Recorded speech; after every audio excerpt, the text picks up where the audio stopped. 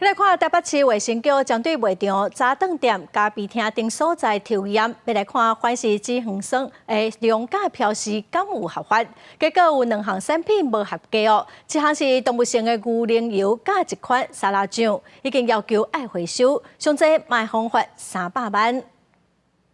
克里姆、白醋、沙拉条味酱各类油脂的产品是800项，互料理加添几分变化。为了确保民众的食安，台北市卫生局对10月中开始，伫早顿店、咖啡厅、饭店、各有超市卖场等等的场所抽验25件油脂类的产品，检验反式脂肪酸的含量，并且查核相关的标示，结果发现有2件产品无符合规定。 动物性鲜奶油以及永兴烘焙沙拉酱这2件，它在外包装标示反式脂肪酸的含量均为每份0公克或是每100公克0公克，但是经检验结果，我们的产品有检出反式脂肪的含量，分别是0.41公克以及0.40公克。 2项无合格的产品分别是动物性克里姆、加永新烘焙沙拉酱。市府已经要求业者落价回收违规的产品，改正进前袂当继续卖。动物科医生提醒讲，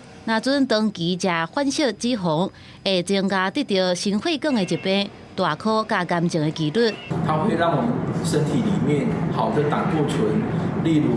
高密度胆固醇浓度降低。 然后让我们身体坏的胆固醇、低密度胆固醇浓度增加，所以长久的话，它会增加脂肪肝的风险，也会增加心血管疾病的风险。产品无按照实际的数据做标示，卫生局按照违反食安法罚业者3万块。另外一件是新北市的业者，也邀请负责的卫生局以权责来甲办。 民众买食品的时，也爱目睭贴附近，甲标示看好明，避免大量食到或者是买到。记者综合报道。